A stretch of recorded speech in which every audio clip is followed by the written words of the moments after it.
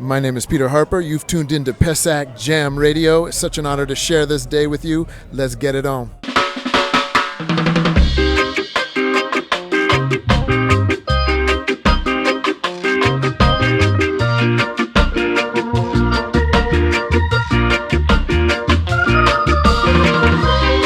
Bonsoir à vous, il est l'heure que vous voulez puisque vous êtes sur Pessac Jam Radio, sans doute en podcast, en collaboration avec Radio Campus Bordeaux et on est très heureux de collaborer. C'est le 3e jour de cette collaboration. Et pourquoi cette collaboration ? Parce que nous sommes en plein cœur et en direct du festival Reggae Sunska 20e édition, dernier jour, toujours avec Clément, Clémence et Elisa. Salut à vous trois. Bonjour. Bienvenue. Dernier jour de ce festival, on peut dire que ça s'est bien passé hier, ça a été très sympathique. Oui, on a eu des interviews très intéressantes, dont celle de Peter Harper. Ce qui était intéressant, c'est qu'on a parlé en anglais, ça a donné une dimension assez différente du festival en lui-même. Ouais, et en exercice radio, c'est assez intéressant aussi, même très intéressant. On aura l'occasion d'en parler puisque vous êtes vous-même en formation radio, on peut dire ça comme ça, avec des ateliers radio qui sont menés tout au long de l'année. Et on collabore avec plaisir. Alors, qu'est-ce qu'on a au programme aujourd'hui ? On va peut-être demander à Clément le programme de cette émission spéciale. Tout à fait, le programme avant que je laisse la parole à Elisa et à Clémence. Aujourd'hui, notre émission va principalement s'axer sur les interviews que nous avons réalisées hier. Tout d'abord, nous avons rencontré Peter Harper, le frère de Ben. Excellent bonhomme, vous en saurez plus tout à l'heure. Delphine.2, vous la découvrirez, une artiste vraiment à part et très très très intéressante à découvrir. Nous sommes allés du côté du planning familial aussi qui tenait un stand sur le Reggae Sunska. Et enfin, le groupe Trio, tant attendu, la conférence de presse avec Trio. Ce groupe qui a plus de 20 ans et qui va encore nous réjouir et qui a fait une très très bonne conférence de presse. Et on va commencer avec Peter Harper et c'est Elisa qui s'est occupée, entre guillemets, de Peter Harper. Oui, c'est quelqu'un d'extrêmement intéressant. Il nous a livré une interview intéressante également. Donc dans un premier lieu, il nous décrit sa tournée en Europe et comment le public l'a accueilli lors de cette tournée.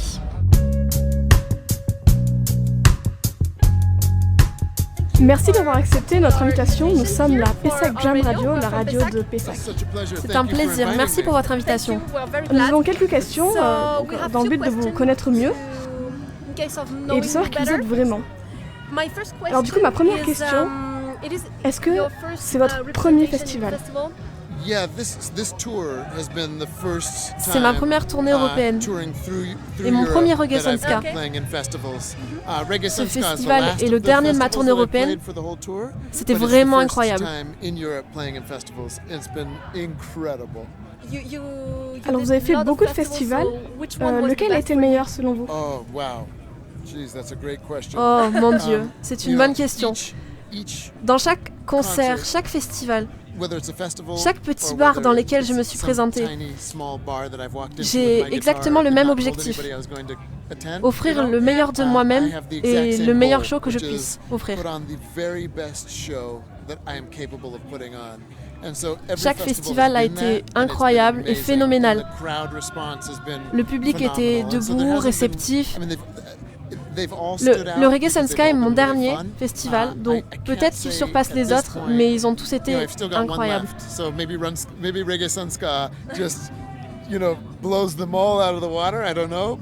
Je me sens flattée d'avoir pu représenter à tous ces festivals. Ils ont tous été tellement cool. Et le public est si différent d'un festival à un autre. C'est pourquoi c'est très gratifiant pour vous d'être présent partout. D'ailleurs, c'est ce qui les rend uniques.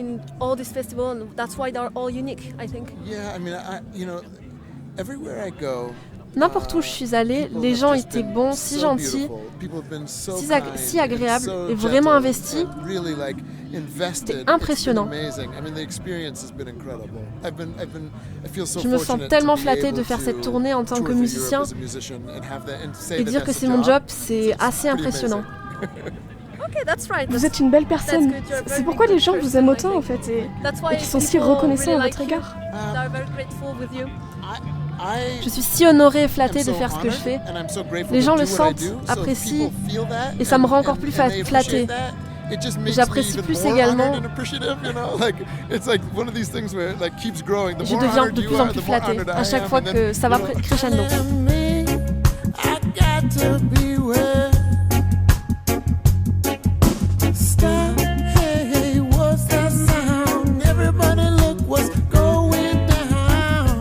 Et le grand Peter Harper nous parle également de sa relation avec son public.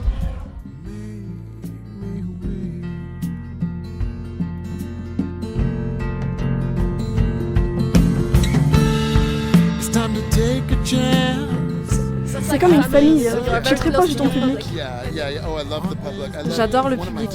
Mes moments préférés sont de prendre du temps pour eux et parler avec eux après mes représentations. Alors j'ai entendu dire qu'à certains de tes concerts, tu embrasses chaque personne du public. Alors j'ai juste une question.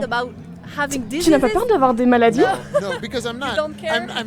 Je ne fais pas le French kiss, c'est juste un bisou-bisou, un baiser sur la joue. Oui, t'aimes beaucoup dire bisou-bisou. J'ai vu certains lives où tu disais bisou-bisou. Alors en fait, t'as fait un live sur une chaîne française, qui est française, et le live était vraiment incroyable. Et à la fin, tu disais bisou-bisou. Je me suis dit que t'étais quelqu'un de normal, proche de son public.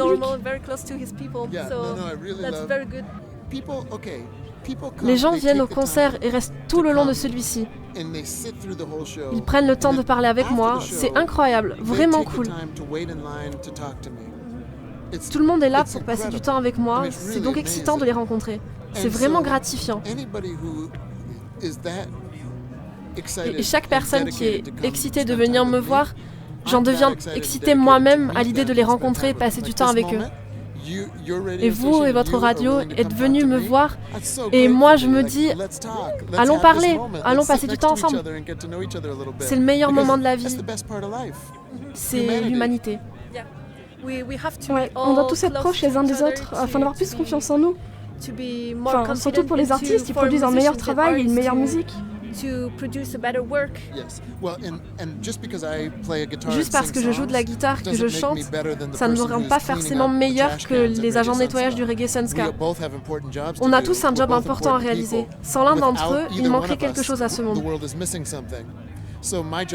Mon job n'est pas forcément meilleur que celui d'un autre. Ma vie n'est pas meilleure que celle de quelqu'un d'autre. C'est juste différent. Je respecte les métiers des autres personnes, comme ceux qui font le même job que moi.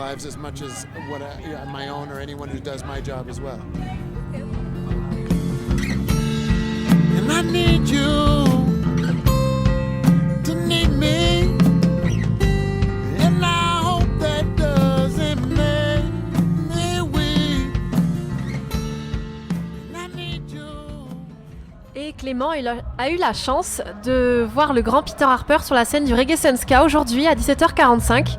Clément, peux-tu nous en parler ? Tout à fait. Le grand Peter Harper sur une très grande scène, la scène Natty Dread qui a sa jumelle, la One Love, juste à côté, qui verra notamment ce soir Chronix et Kimani Marley. En tout cas, Peter Harper a ouvert la journée sur cette grande scène sous une chaleur vraiment écrasante. Il faisait vraiment très très chaud à ce moment-là. Il s'est pas laissé décourager, il était complètement transpirant, notre ami Peter. Le terrain en face de la scène était un peu clairsemé, les spectateurs n'étaient pas si nombreux que ça, ils étaient en train d'arriver en fait. En tout cas, ça n'a pas miné l'enthousiasme de Peter. Il a délivré un show tout en douceur et en générosité. En douceur, il nous a notamment gratifié d'une excellente version de Talking About Revolution de Tracy Chapman. Et en générosité, il n'a pas manqué, comme il le fait d'habitude et à l'accoutumée, d'embrasser tout le public présent à la fin de son concert. Il embrasse tout le monde, il aime embrasser, il est généreux. En tout cas, voilà, super concert de Peter Harper. Vous retrouverez l'interview intégrale et peut-être même une vidéo prochainement sur les réseaux sociaux de PAMA.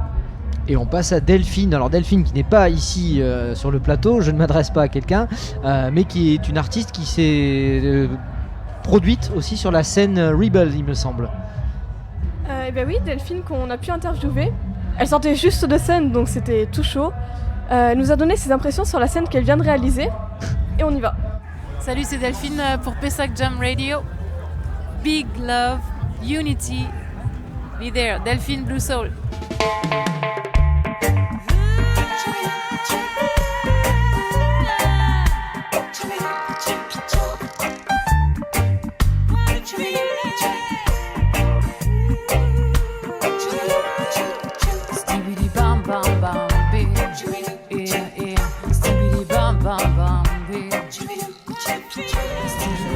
Donc nous sommes la Pessac Jam Radio sur le Reggae Ska avec Delphine.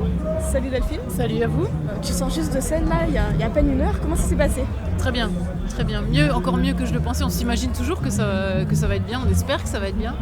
Et c'était mieux que je l'avais imaginé. Okay. Enfin, j'ai fait beaucoup de scènes, mais là quand même on est au Reggae Ska, on a un public quand même très grands amateurs de reggae, donc je me dis va falloir assurer, va falloir captiver le public. Et ils étaient là du début à la fin, et il y a eu un rappel magique, enfin vraiment un vrai rappel, pas tu te dis on y retourne pas, non, t'avais pas le choix, sinon les gens ils venaient te chercher derrière. Donc ouais, super. Après c'est vrai que nous on n'a pas eu la chance de venir te voir parce qu'on avait beaucoup d'interviews à faire, mais on entendait vraiment ta voix d'ici, t'as une voix extrêmement puissante. Je voulais savoir si tu avais appris toute seule à chanter. Je chante déjà depuis que je suis toute petite et j'avais déjà ce don, mais comme je suis quelqu'un de très perfectionniste depuis que je suis toute jeune, j'avais été déjà en mode perfection. Et là je me suis dit il faut que je me confronte parce que toute la famille te dit tout le temps oh, tu chantes trop bien, mais j'étais tellement timide que je baissais la tête et pendant les repas de famille allez chante, tout le temps on me demandait de chanter mais je voulais pas parce que j'étais... Et là je me suis dit il faut que je me confronte à des professionnels, des gens de conservatoire, des gens de casting, qui vont me dire vraiment mais vas-y fais-en ta vie, fais-en ta carrière, ou comme on peut le voir parfois à la télé, des gens qui disent ouais mais arrête tout là, change de métier. Mais jamais, je crois que j'ai dû passer des centaines d'auditions à Paris, rencontrer des gens de tous bords. J'ai fait 4 ans au conservatoire et on m'a toujours dit vas-y, encourager. Et faut dompter sa voix, faut dompter son don. Et je pense que c'est quand même un don qu'on a à la base, comme un pianiste, un guitariste. Même s'il faut encore, au-delà de ça, continuer à travailler pendant des heures, il faut quand même déjà avoir un don. Je veux dire, même un coiffeur, il a déjà le coup de ciseau, quoi. C'est pareil, pour tous les métiers, c'est pareil, quoi. Je pense que tu as déjà un don à la base et après, il faut le perfectionner. Il faut juste savoir cibler quel don on a et pas se tromper et pas perdre de temps, justement, à se dire parce qu'on aime quelque chose, pas forcément dire qu'on est doué pour ça. Il faut aussi parfois savoir se mettre face à la réalité et se dire ouais, j'adore chanter, mais c'est pas fait pour moi, quoi. Or là, en l'occurrence, je pense que c'est fait pour moi. Qu'est-ce que tu as retenu de tes 4 années de conservatoire ? Une rigueur de travail que j'avais déjà, je pense déjà par moi-même, et que j'ai retrouvé aussi il n'y a pas longtemps en Jamaïque. Ouais. Et c'est assez étonnant, mais sur toutes les années, j'ai travaillé dans beaucoup de groupes, j'ai fait beaucoup de choses, et j'ai du mal à trouver cette rigueur de travail avec des musiciens. Où, bon, les miens maintenant c'est bon, ils sont briefés, ils sont garde à vous, ils ont peur même parfois. Mais c'est difficile de trouver des gens, surtout dans la musique, parce que souvent les gens se disent ouais c'est pour s'amuser, c'est fun, c'est cool. Non, c'est pas fun, c'est pas cool. T'as des gens en face, faut respecter, tu vois. C'est un métier, tu peux pas. Comme je disais tout à l'heure, le coiffeur, quoi. Le coiffeur, il est là, c'est fun, mais il faut qu'il te fasse une belle coupe. Tu chantes, c'est pareil. Il faut que tu chantes bien, il faut que tu le fasses bien. Et le conservatoire, ça fait partie d'une rigueur de travail, c'est militaire, quoi.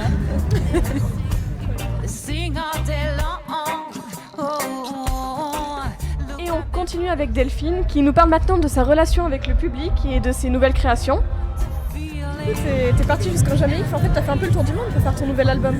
Ouais, je l'ai déjà fait avant dans un cadre privé. J'ai beaucoup voyagé à travers beaucoup de continents.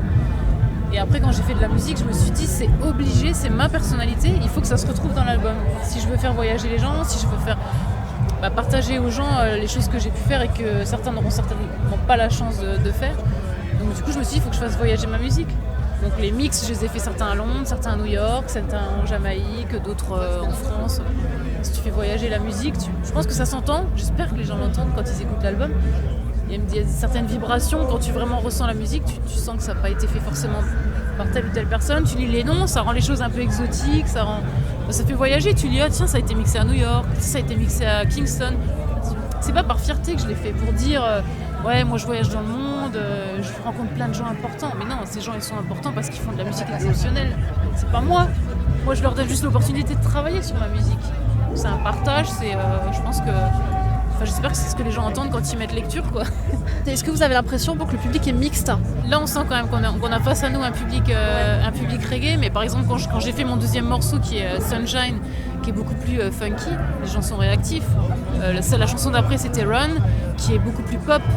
Mais je veux dire, le son de batterie, il est là, le son de la basse, il est là. Quand t'aimes la musique, que ce soit reggae ou pas reggae, tu sens les vibrations. Donc, ils étaient autant réceptifs aux morceaux reggae que ceux qui l'étaient beaucoup moins. Tu sais, parfois t'as peur que ça retombe un peu, tu prends le risque, tu te dis bon, dans mon set forcément j'ai pas mis les chansons qui sont lentes et vraiment beaucoup plus smooth, mais j'en ai fait quelques-unes qui sont pas reggae et le public était réactif, donc c'était bien.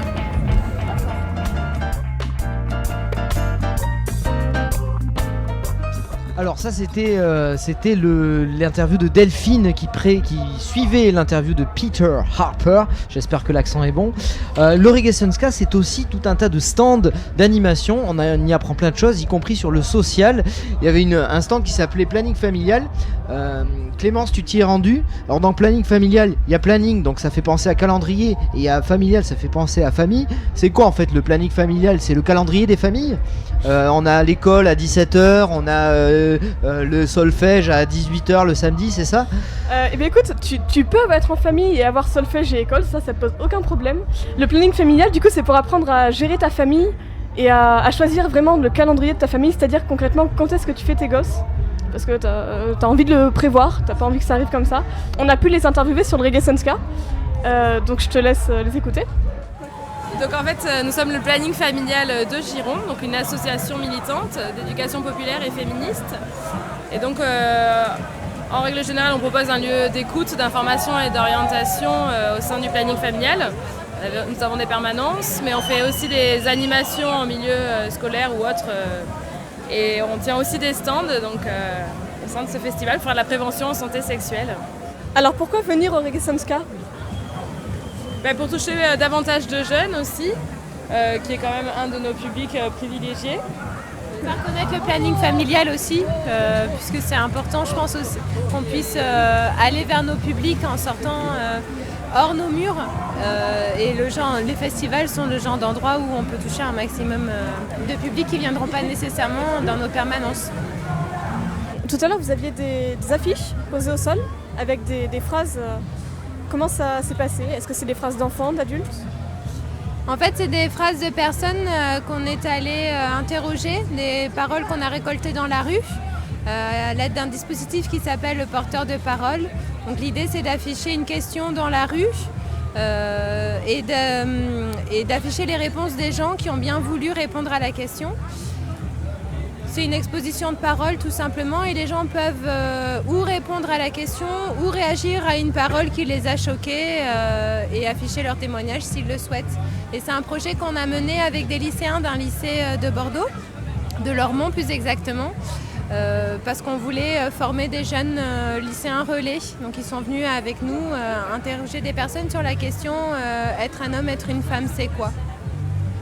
Donc on a eu des paroles autour de la question de l'égalité entre les hommes et les femmes, des relations entre les hommes et les femmes, beaucoup de témoignages d'hommes qui ont parlé comment c'était compliqué d'aller aborder des femmes, draguer, des questions aussi liées à l'alcool, comment certains en soirée boivent pour vaincre leur timidité.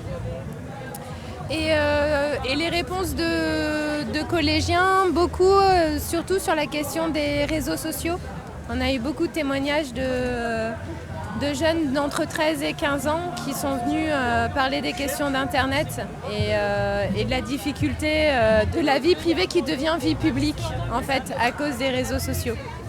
Ou grâce, je sais pas. C'est le débat. Et une dernière question, est-ce que du coup ça marche? Est-ce que vous avez beaucoup de jeunes qui viennent finalement sur ces 2 jours pour l'instant? Oui, on a eu pas mal d'échanges, beaucoup de gens qui sont venus sur notre stand. Le clitoris en 3D, puisqu'on a le clitoris en 3D sur notre stand, a attiré pas mal de monde. Ils sont venus nous poser des questions. Et le préservatif interne, qu'on appelait préservatif féminin, pas mal de personnes aussi qui sont venues nous poser des questions. Voilà, comment ça fonctionne, comment le mettre, est-ce que c'est bien, est-ce que c'est pas bien. Voilà. Bien, écoutez, je vous remercie pour cette interview. Avec plaisir. Et moi aussi, je vous remercie pour cette interview parce que c'est important aussi de parler social, pas que des artistes, mais on y revient aux artistes justement, avec Trio que vous avez eu l'occasion de rencontrer. D'ailleurs, ce qui est marrant, c'est que Trio, ils sont 4 en fait à la base. Vous avez rencontré les 4, Elisa ? Non, il n'y en avait que 2, les 2 membres principaux du groupe. C'est déjà pas mal. Ils ont bien répondu à nos questions, oui. Alors, tu réponds? Je vais citer des noms, quoi. Des gens talentueux. Naman. Et puis pas que talentueux musicalement, talentueux humainement aussi. Une belle rencontre. Donc voilà. Et on a eu la joie avec Danielito, percussionniste de trio, de jouer sur l'album. Donc Daniel met pas mal de percus. Moi j'ai joué de la guitare sur un morceau, donc c'est pour le prochain album là. Donc c'est une joie d'avoir participé. Je sais pas, je pense à Bigarang, qu'on a croisé magnifique, il y a pas longtemps sur incroyable. Scène. Là, pareil, très talentueux, très belle énergie. La nouvelle génération, quoi. Ouais. C'est qu'on est partagé entre eux avec Trio, on est partagé entre... avec cette étiquette reggae acoustique, au début, on a fait énormément de festivals reggae. C'est ce qu'on a fait vraiment au début. On a même fait une grande tournée française de Burning Spear, donc en coplateau avec lui, ce qui était pour nous, t'imagines. On était toutes jeunes, c'est tout, c'était vraiment un truc de fou, quoi. Être avec Rodney, et tourner avec lui, et être proche de lui, c'était un truc fou. Et donc on a énormément fréquenté tous les groupes, les anciens, quoi. Les LKJ ou alors ces groupes qui tournent énormément et qu'on voit des fois d'ailleurs beaucoup disparaître au fur et à mesure des tournées aussi, parce que c'est une réalité, ça arrive. Et puis en même temps, comme dit Manu, il y a toute cette nouvelle génération qui arrive. Nous on a suivi ça. Alors au début vraiment dans cette espèce de scène reggae, on en faisait vraiment partie. Et puis avec le temps, le côté très chanson, etc. de Trio a aussi pris le dessus, donc maintenant on est vraiment entre les deux. On peut aussi bien jouer en tête d'affiche aux Francopholies de La Rochelle, entre Vianney et Renaud, voilà, comme on a fait cette année, et puis se retrouver sur un festival reggae, entouré des gros papis jamaïcains. Et je pense que c'est une chance pour nous, d'être acceptés dans ces deux familles. Il nous livre également le secret de longévité du groupe. C'est un peu le propre des musiques traditionnelles, on peut considérer que le reggae est une musique traditionnelle. C'est l'idée, c'est-à-dire évoluer tout en restant soi-même. Donc l'idée c'est pas de tout bousculer, l'idée c'est de garder ses racines et d'ajouter des couleurs différentes, des propos différents, que le propos aussi textuel, poétique évolue avec l'âge, ça évolue. Le regard sur le monde que tu peux avoir se positionne différemment, ou en tout cas utilise d'autres façons, d'autres prismes. Voilà, tu décales. On a pas mal de chansons qui parlent de l'écologie. Alors là, si on remonte à l'hymne de nos campagnes, il y a d'autres chansons qui parlent de l'écologie. Et l'une des dernières, c'est par exemple Watson qui parle de Paul Watson de Sea Shepherd. Voilà, donc c'est un angle différent sur l'écologie à travers un personnage qui est hautement engagé et hautement activiste là-dedans. Après, pour répondre à la question, si la question était sur la longévité du groupe, je pense qu'il y a aussi quelque chose qui est très particulier à Trio, c'est-à-dire que nous on fait des albums, on se voit, on prépare un album, on prépare un concert, on prépare une tournée. Et donc là on est en plein dedans, là on va s'arrêter au Cirque d'hiver, on prépare un spectacle pour le Cirque d'hiver, et ensuite on s'arrête, mais on s'arrête vraiment. C'est-à-dire que là on ne sait même pas le prochain album quand est-ce qu'il va sortir. On n'en a pas parlé, on n'en parle pas, on va en parler vraiment sur la fin. Ce qui fait qu'en fait entre deux albums, entre deux projets, on s'arrête, et puis on retourne voir nos familles, on retourne faire vivre, on retourne faire des projets à côté. À aucun moment on se sent lié avec Trio. Lié si, mais comment dire, on se sent pas prisonnier. C'est-à-dire qu'on se dit pas tiens à la fin du truc faut refaire un album. Et ça c'est un luxe. C'est un luxe, c'est aussi parce qu'on a un public qui nous suit, c'est aussi parce qu'on remplit des salles et qu'on peut se permettre d'avoir une vraie année de pause ou un an et demi de pause et puis de faire d'autres choses à côté. Gizmo avec son collectif, moi je fais de la mise en scène, Manu arrange et va réaliser aussi d'autres albums, etc. Et à son projet Zapaf, on a tous des projets à côté. Et je pense que il y a beaucoup de groupes qui ont pas été pérennes parce que justement ils étaient tout le temps sur la route et qu'ils enchaînaient des projets et qu'à un moment donné c'est très difficile quand tu es un groupe aussi parce que tu es quand même dans le compromis dans un groupe. C'est ça qui fait la beauté du projet artistique parce qu'on est très différents, on arrive à faire quelque chose ensemble et en même temps il faut se ménager aussi des moments pour vivre et pour se sentir totalement libre, quoi. C'est peut-être ça le secret de la longévité. C'est peut-être ça le secret de la longévité, c'est pas nous qui l'avons inventé, c'est des groupes qui nous l'ont dit.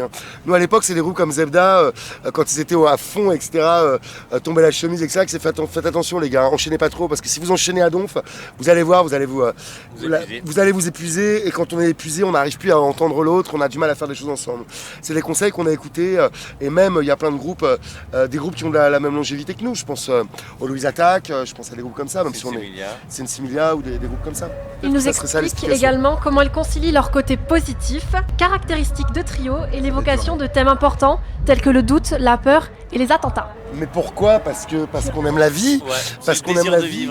Voilà, on aime la vie, donc et puis il faut pas voir, les Français, on est des gros râleurs, donc même quand les choses avancent, on ne les voit pas avancer.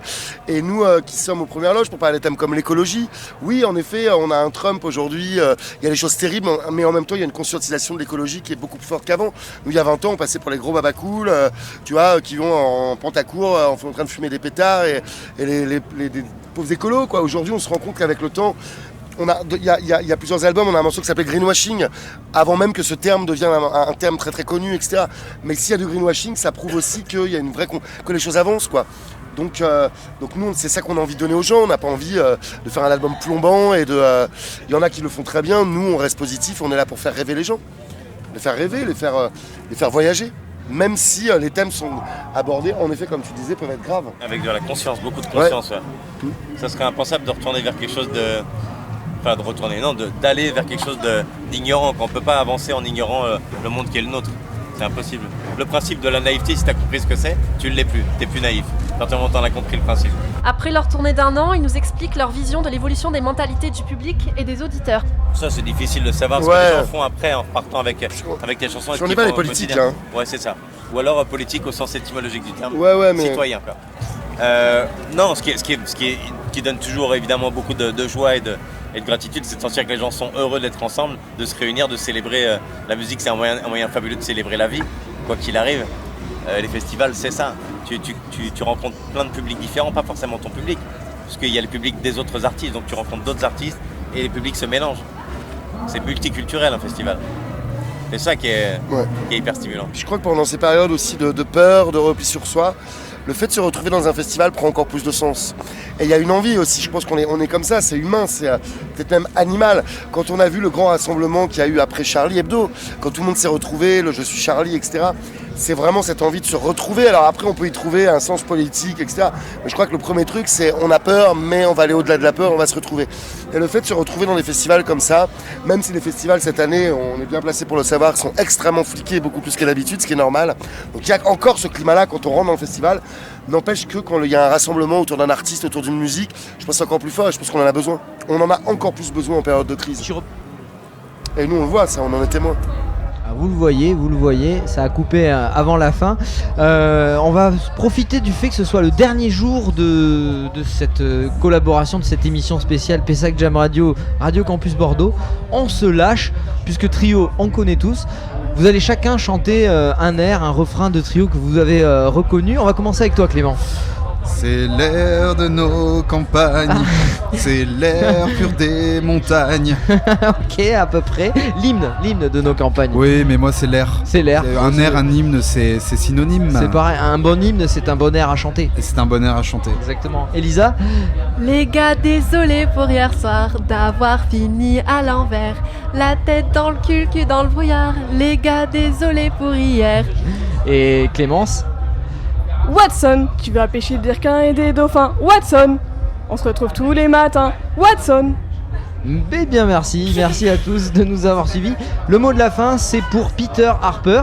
Et quant à nous, on se retrouve prochainement pour les vibrations urbaines, Campulsation. Oui, justement, attends, on va effectivement, juste pour vous remercier tous. Et merci beaucoup à Radio Campus, en fait, c'était essentiellement ça que l'on voulait transmettre comme info. Voilà, c'était très bien d'être accueilli par Radio Campus. On espère qu'on va pouvoir refaire ça, effectivement, sur les Campulsations, sur les vibrations urbaines.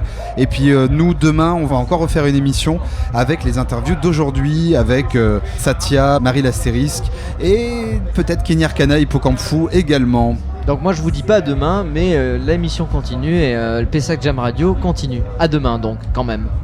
My name is Peter Harper. Welcome to Pessac Jam Radio. Such an honor to be here with you. Let's listen to some tunes.